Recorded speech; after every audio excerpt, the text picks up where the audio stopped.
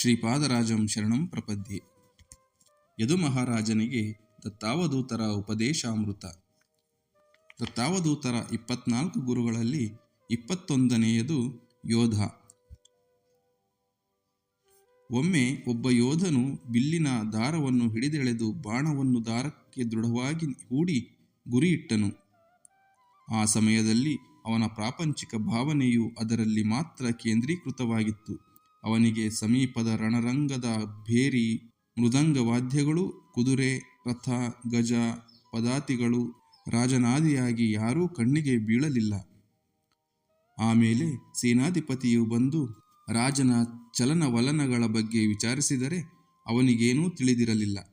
ಯೋಧನಿಗೆ bill ಹೂಡುವಾಗ ಬೇರೇನೊಂದೂ ತಿಳಿಯದಂತೆ ಮನಸ್ಸು ತನ್ನಾತ್ಮದಲ್ಲಿಯೇ ಜಾಗ್ರತೆಯಿಂದಿದ್ದರೆ ಲೋಕದೃಷ್ಟಿಯನ್ನು ತಂದುಕೊಳ್ಳಲಾಗುವುದಿಲ್ಲ. ಚಿತ್ತವನ್ನು ತಡೆದು ಚಿನ್ಮಾತ್ರ ಪೂರ್ಣದಲ್ಲಿ ನೆಲೆಗೊಳಿಸಿದರೆ ಚಿತ್ತವು ಆತ್ಮ ಸ್ವಭಾವವನ್ನು ಪಡೆಯುತ್ತದೆ. ಆಗ ಒಳಗೆ ಹೊರಗೆ ಚಿನ್ಮಾತ್ರ ಪರಿಪೂರ್ಣನ ಹೊರತು ಯೋಗಿಗೆ ಬೇರೇನೂ ಕಾಣಿಸುವುದಿಲ್ಲ. ಧ್ಯಾನದಿಂದ ಮನಸ್ಸು ಉಡುಗಿ ಹೋಗುತ್ತದೆ. ಸಂಪ್ರಜ್ಞಾತ ಸಮಾಧಿ. ಇದೇ ಗುಣಗಳಿಲ್ಲದ ಭೋಗಾನುಭವಗಳು ಉಂಟಾಗುತ್ತದೆ.